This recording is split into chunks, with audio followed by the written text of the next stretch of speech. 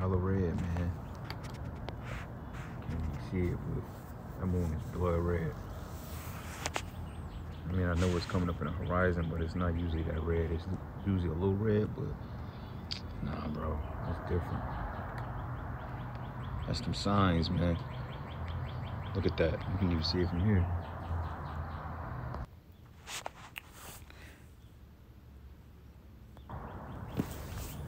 Hella red. See it, but that moon is blood red. I mean, I know it's coming up in the horizon, but it's not usually that red. It's usually a little red, but nah, bro, it's different. That's some signs, man. Look at that. You can even see it from here. Shalom. First thing and foremost, I want to give all praises and glory and honor that's due to Yahweh Bashim Yahushai Bashim Rakakwadash. I want to give double honors to the apostles and elders of Great Millstone that rule well. Blessings and salutations to the hopeful elect. Noise in this gospel, brother, lifting up the standard of Yahweh Bashim Yahushai, wherever it may be. This is a quick lesson through the spirit. This was last night, brother. I actually filmed this video from my balcony, and a brother hit up the group message and said, "Look at the moon." And I looked at the moon. We went out, and I looked at it, and the moon appears to be pretty much blood red, for the most part, orange hue. I know that we in the month of March, so you have what they call the spring equinox, I believe, which means the day is equal to night. I mean, you have an set amount of daylight hours and nighttime hours that's equal to the day. And I know a lot of times when the moon comes up on the horizon, depending on the time of the year, it's usually pretty red, like we call it like a flower red almost. Like they got something which is called a flower moon. So this could have been what this is, but I didn't have any particular knowledge of any type of special moon or some type of flower moon coming in this month. But, since we're in the time of the end, the Passover, and we're in the time of the changing of seasons, Esau Edom is dealing with his witchcraft, his sorcery. And, it's safe to say that these are signs that Yahweh Bashim Yahushai is showing us because, the moon, it's not that low in the horizon. It's pretty up there. And usually when the moon rises around this time, it's pretty bright for the most part. But that color stood out, as we had an eclipse, a lunar eclipse, I want to say, earlier this week, maybe like Sunday into Monday or to Tuesday. But, of course, we couldn't see it because, he was chemtrailing. But regardless of that, we have a solar eclipse coming up on the 8th of April. And they're talking about service disruptions. They're talking about National Guards being deployed. They're talking about communications being cut. And with this whole thing with the Francis, what's this guy's name? Francis Key, forgot his last name, but the Francis Key Bridge, I'll say it that way, that was hit in Baltimore. We know that has pretty much, or that will put some type of disruptions in these global supply chains. Also, there was another bridge in Ohio that was allegedly spontaneous combustion of mulch, which I don't know how the hell that happens, especially when you don't have a lot of moisture in the air and it wasn't warm out there. It was pretty cool, pretty damp. So I don't understand how things could spontaneous combust. But also, it was another bridge that has a weakening infrastructure as well. I believe it may have been in, I think it's something like Washington Bridge or something. I kind of briefly looked at it this morning, but I can't recall it, unfortunately. So slacky about that. But you can look it up. But nonetheless, these are signs, man. And Yahweh Bashim Yahushai is really visiting this place, man. He's visiting the earth. And things are getting ready to happen. So I have another video from YouTube that the brother has sent yesterday.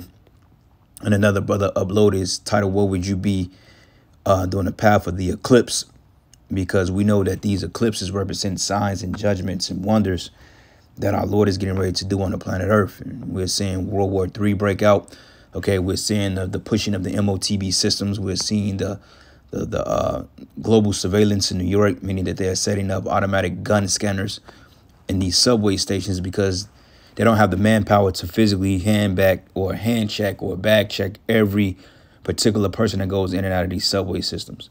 We're showing you that this is becoming a draconian type society, okay, a dystopia, okay? And if you look up the word dystopia, it goes into unpleasant, okay, because we're under dystopian rule, which the elites have used the Democratic Party to pretty much destabilize this economy, man, okay, and passing laws and focusing on people's rights that have nothing to do with the safety of your country this place is getting ready to go down, man. Okay, so I'm gonna play this first. I'm gonna play this video. It's like 3 minutes long. We're gonna get a couple of precepts. But what was so ironic as well is when you watch that movie, Leave the World Behind, which is a good movie. In fact, I may have to rewatch it.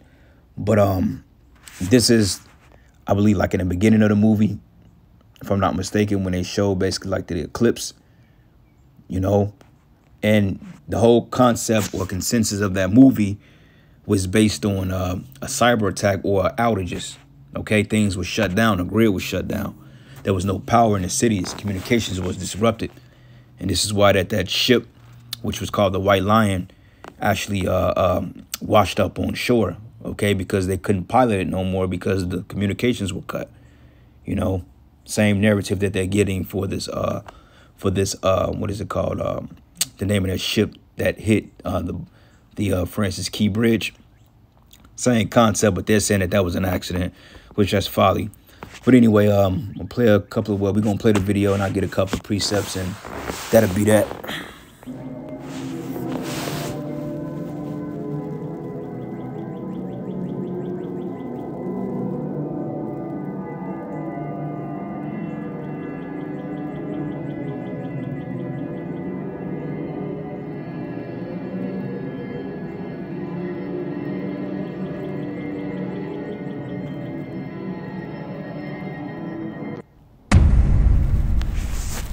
Right, so right there's a solar eclipse, and everybody is on edge about this eclipse coming up on the 8th. Some people are looking at it as a celebratory type thing. You know, they're eclipse chasers, that they want to chase the totality of the eclipse, because I'm realizing in certain places there will be more totality than others. You know, predominantly here in Missouri, we're going to get 100% totality. That's if Esau doesn't block out the sky. You know, he may feel some type of way and choose the cloud seed, you know, because he don't want people to see this, but knowing he can make money off of it, he may allow the heavens to stay open, which is really Yahweh Bashim Yahushai. You know, now if it was just like some regular eclipse that nobody cared about, he would definitely hide it, because he wants to hide the fact that he's going down. And these eclipses are marking the end of Esau's kingdom. As the scriptures say, Esau is the end of Esau is the end of the world, and Jacob is the beginning of him. Jacob is the beginning of the world, and Esau is the end of the world. Matter of fact, we're gonna pull that because I don't want to butcher it. But anyway, let's continue to play the video, and like I said, we'll get the precepts. Hold on, B. We gonna get this work.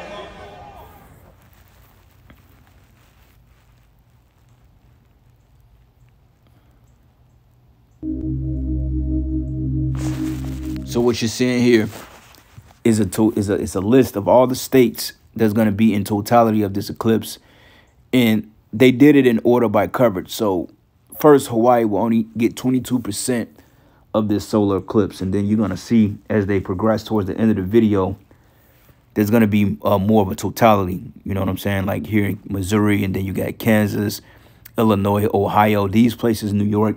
We're going to get 100% of totality here for 4 minutes, man, which is twice as long as the first one. So this is a significant one, man.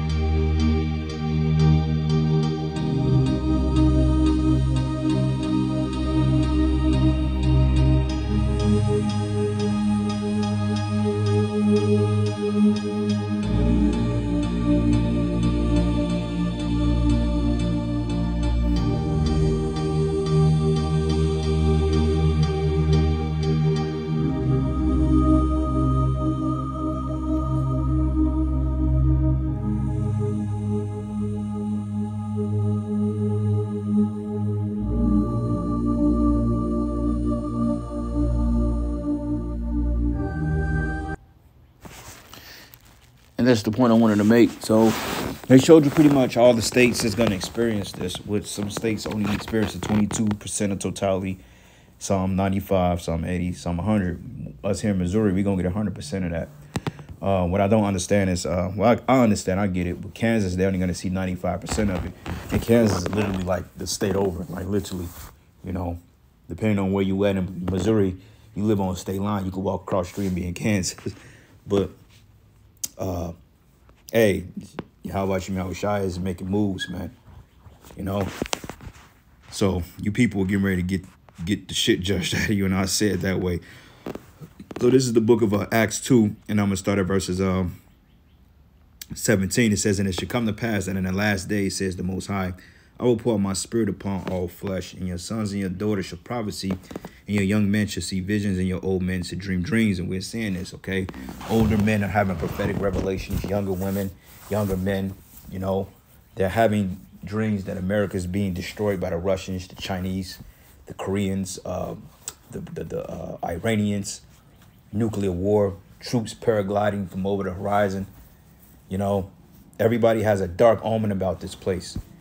The only people that seem to be in the dark about what's going on is you stupid ass Jakes. Okay, you liberal Jakes, man. You know, that seems to hold your job at high esteem over everything that's in the world. Get over it already, man. You know, the world is ending, and yeah, you people are worried about how to keep a fucking job or how to get the next fix. Come on, man. We ready to get the hell up out of here.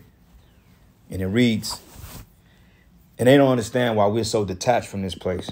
But it says, "And on my servants and on my handmaids, I will pour out in those days my spirit, and they shall prophecy," man. And the servants are the prophets, man. Okay, the handmaids being the women, you know, and they're prophesying by watching our videos, you know, meaning that, you know, some women in the truth, they have revelations, they see things, you know, they may share clips and posts, and just off our videos, they get the breakdown and they see what's happening. And it reads, and it says, "And I will show wonders in the heaven above, and sign in the earth beneath, blood and fire and vapor of smoke. And the sun should be turned into darkness, and the moon into blood, before the great and notable day of the Lord come," man. Okay, now what I showed you in my first video that I pulled up was, even though you couldn't necessarily say that was a lunar eclipse, but the fact that the moon was a little redder than normal. And, you know, for this time of year, you got, like I said, you got flower moons, you know, you got flower moons, you got, you know, from March, April, and May during the time of the spring, you have these different particular moons that's on the horizon. You have what they call a super flower moon, and when it's very close to the horizon, it has a pink tint to it. But that wasn't, you know, so low on the horizon to the point that it was significantly red, but that was pretty red, you know, and it came out the blue.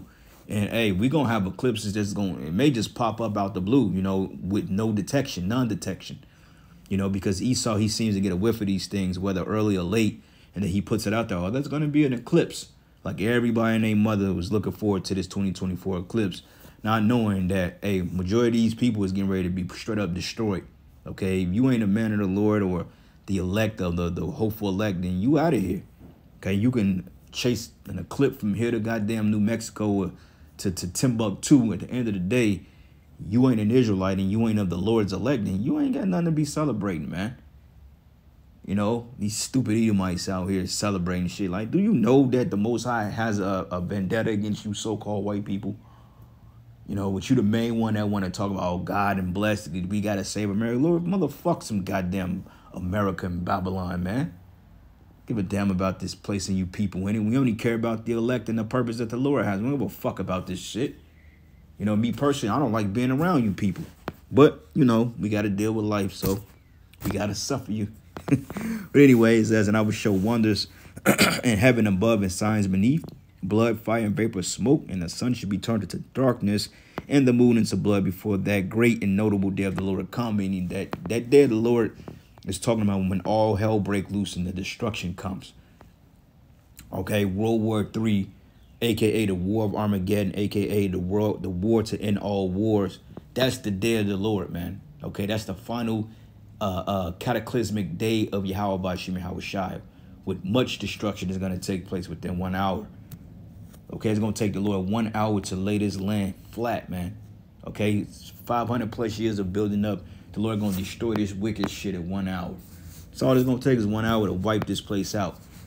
You know? So, hey, hey, for your clocks, hey, you people overseas that watch this, hey, when the first missile was shot, countdown, 59, 58, 57, 56. And I'm guaranteeing you around that 59-minute mark, that's when this shit going to be done. You know, the Lord is going to take this place out. That's how many missiles are going to be shot. You know, and it says here, and it should come to pass that whosoever should call on the name of the Lord should be saved. Ye men of Israel, hear these words. Yahushua of Nazareth, a man approved of the Most High among you by miracles and wonders and signs, which Yahweh did by him in the midst of you, as ye yourselves always know. Okay, so yeah, man.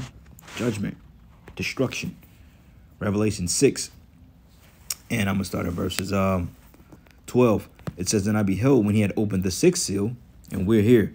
It says, and lo, there was a great earthquake, and the sun became as black as a sackcloth of hair, and the moon became as blood, and the stars of heaven fell into the earth, even as a fig tree casts her untimely fig when she is shaken of a mighty wind. And now that whole ordeal that happened in Moscow, they trying to trace it back to the Israeli intelligence service, you know, the ISIS, you know who that is. Basically, Putin them realized that America and their particular allies had something to do with that. So that's pretty much a declaration of war. That's adding insult to injury. So you can expect some retaliation from them in some time. We don't know how, but hey, we know eventually you're going to lock horns with Russia. That's inevitable. That's prophecy, you know. And reading here, it says, and the stars of heaven fell unto the earth, even as a fig casts her untimely figs when she is shaken of a mighty wind. And the heaven departed as a scroll when it is rolled together, and every mountain and island removed out of their place, man, okay? Because this is going into the Third World War. You know, things are going to get real destructive real fast. This is why they're moving warp speed to get the New World Order up and down, because, hey, the elections around the corner, you know, they got to disrupt the systems because Esau is behind, man. Okay, everybody else is dealing digitally. This man is still dealing with paperbacks. So he needs to break down the supply chains as quickly as possible by destroying his infrastructure so he can be justified on pushing more stringent security measures, man. You see? So I got one more precept and I'll end it here. Going back to the first video I did, Genesis 1, and I'm going to start at verses 13. Matter of fact, 14, it says, and the power said, let there be lights in the firmament of the heaven to divide the day from the night, and let them be for signs and for seasons and for days and for years. Okay, signs and seasons and days and years.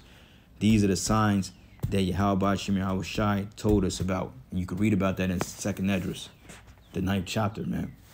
You know, but anyway, been a quite busy day, so I got to get moving, giving all praises and glory and honor that's due to Yahweh Shem Yahushai. Lord, will you edify until the next lesson. Shalom.